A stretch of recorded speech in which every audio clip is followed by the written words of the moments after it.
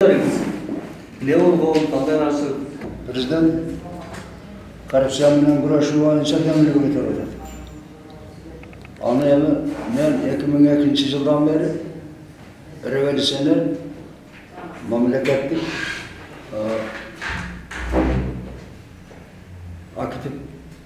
активдүү бир жаранмын. 2010-жылы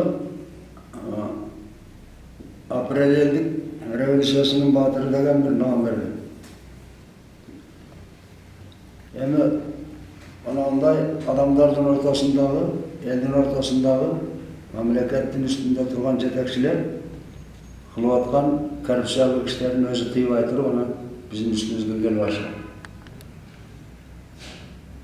Эми ошолорду биринчи тазалап туруп, мамлекетте таза коом болсо, мамлекеттин өнүгүшүнүн пайдасы. Мен адам катары, мен ошол мамлекеттик коррупцияга каршы күрөшүү боюнча демилгелүү адам катары, демилгеш адам катары айта турган сөз ушул. Эми бу жерде Өзгөн районунун акими Алайчи Бакыт Болборович деген жигит аким болгондон бери кылган иштерин мен кирип, sen коррупция менен аралаш, мындай айыл өкмөттөрдө бар, ошо менен аралашып иштеп атасың. Муну токтот. Мындай кылбасаң, бу жерден булганы менен чыгасың.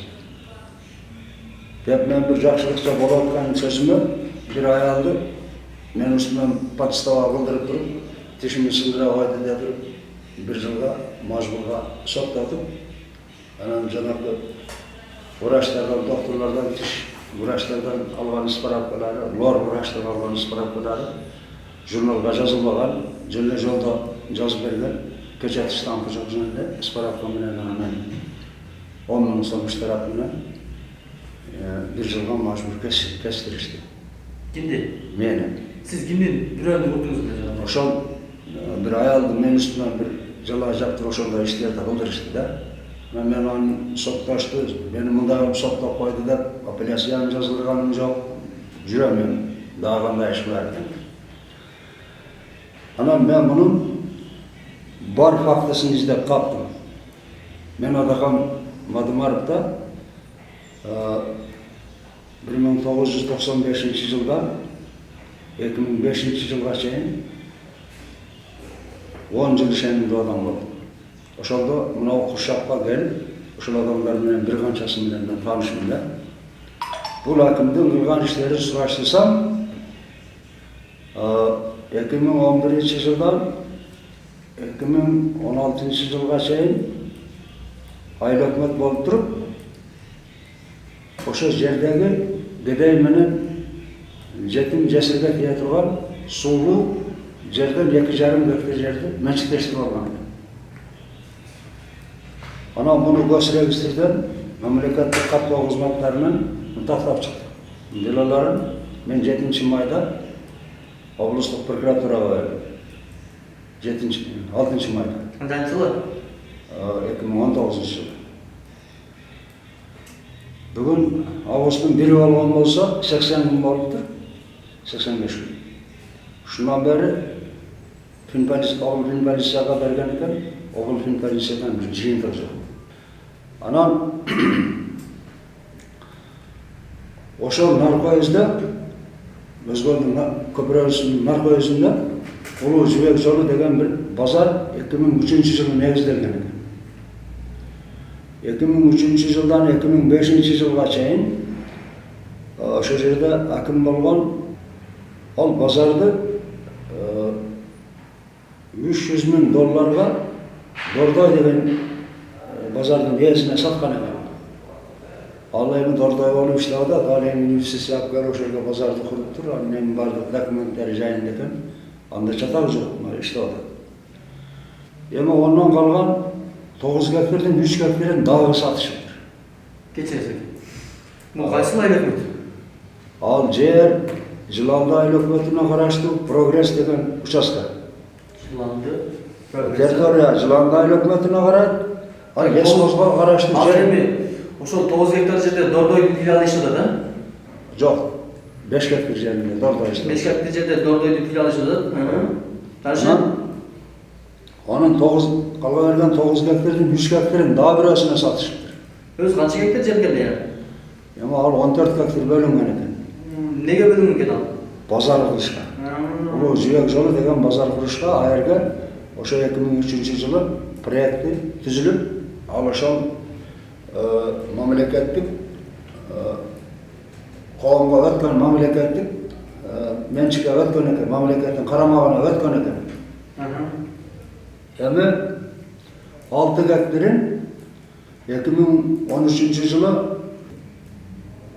жигитке базарком кылып турган өткөрүп берип, ошол 6 гектарды 100 чакты адамга саттыр. Ал боюнча 2018-жылы 3-декабрда 6 жылга соттолду мошенничество боюнча. Адам ошол фактысы боюнча. Ошол мурунку аким. Жок, ошол базарком. Ал 18-жылы 3-декабрда соттолуп, бүгүнгүгө чейин анын балдары иштеп, ошол жердеги аялы, кызы, дагы баласы патент чогултат экен дагы. 2013-жылдан 2018-жылга чейин мамлекетке 2 миллион сом налим карыз экен. 2013-жылдан 2018-жылга чейин. Ким карыз экен? Ошол базарком, жүйөк жолунун базарком. Азыр деле базаркомбу? Азыр деле базарком. Бирок соттолду. 18-жылы 3-декабрда соттолгон, эмгичекти базарком болуп иштейт. Аны мындан 1 ай мурун кирип мен эскертип чыктым. Ушул алайчылыкка. Ал эки бөлөк иштебеген гематолиз менен жашаган оорулуу адамдын медициналык справкасын үчүн сурап койбодум деп сурадым мен. Ал өлүп калса, ал компенсацияны ким төлөп берет? Анын ортодо 2 миллион мамлекетке 2 миллион сом карыз экен. Муну өкөң бөлүшүп төлөйсүңөрбү же ошол өзү төлөйбү? Ким жеген аны? Мен аны Өзгөндөгү финполицияга марттын 15-леринде бергенмин, эмгичекти жыйынтык жок. Качып жүрөт, 2 акта жүрөт дешет. Онун ошол жердеги лицензиясын алып, өзүн иштен айдап коюшка булар эмгичекти кол борбой жүрөттүр. Эми ошол жоопкерчиликти алайчы ошол налик боюнча жоопкерчилик. Мага айырда бошотпогон адам жоопкер болуш керек деп буга мыйзам боюнча.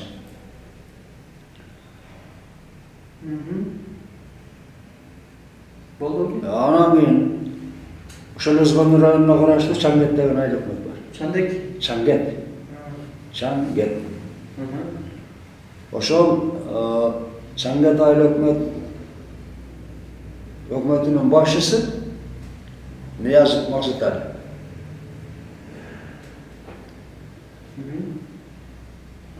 Чаңгетте Ильяс Жумабаев атындагы орто мектеп бар. Нияз Жумабаев, а? Ильяс Жумабаев атындагы орто мектеп бар. Ошол мектептин мурун Каратаев Тагай атындагы ашканасы бар эле. Мектептин ашканасы бар эле. Ол ашкананы булар отказ кылышып, жаңы ашкана курабыз дешип, 2017-жылы 250 миң бөлдүргөн экен. 2013-жылы алайчы айырга барган Чаңгет айыл өкмөтүнө.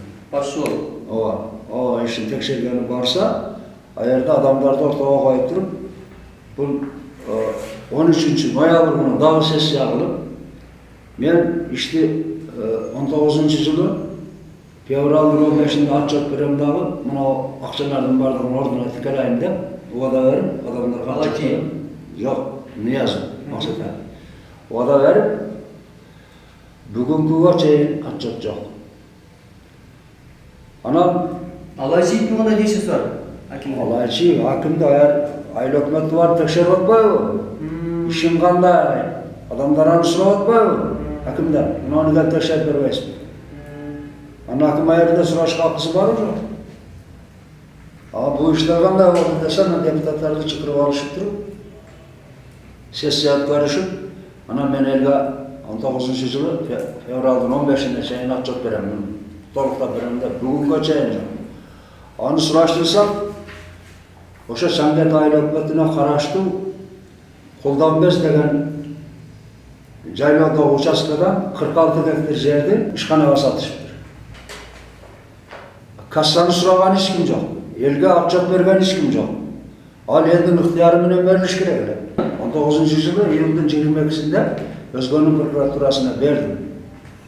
Анан Алайчиевдин 40 соттук менчиктештирип алган жолдун моюнда терек эккен жери бар экен, аны дагы бердим. Аны дагы госрегистрден документин ошо өзүбүз көрүп, тактап туруп, прокуратурага ошо объявление мынча жер экен деп бердик. Эми прокуратура госрегистр менен келип текшерүү жүргүзүп, аныктап туруп тактап, мыйзам чегинде буга өзүнүн чарасын колдонуш керек. Бирок ал 30-га чыгып кетти деди, иштен четтеп, убактысынча четтеп туруш керек эле мындай адам. Мен Финполициядан сурасам, обур прокурор билет дейт, обур прокурордон сурасам, Финпол муну аныктап бериш керек дейт. Аныктай турганы бүгүнгө чейин жыйынтык чыгарбайчу. Бу жерде күдүк ойлор кетип атат. Бу жерде кандай жеңиш менен бүтүрүп аткан саясий соодалар жүрүп атат. Мени ошол нерсе тынчсыздандырып атат. Бул элдики. Меники эмес, Алайчиевдики эмес, акимдики эмес. Ал айыл өкмөткө караштуу элдин менчигинде турган жер ал. Ошону ким зарыл болсо, жетим жесир барбы, ошо жер жетпей аткан адам барбы, ошонун сунушу менен бөлүнүп бериле турган жер болчу.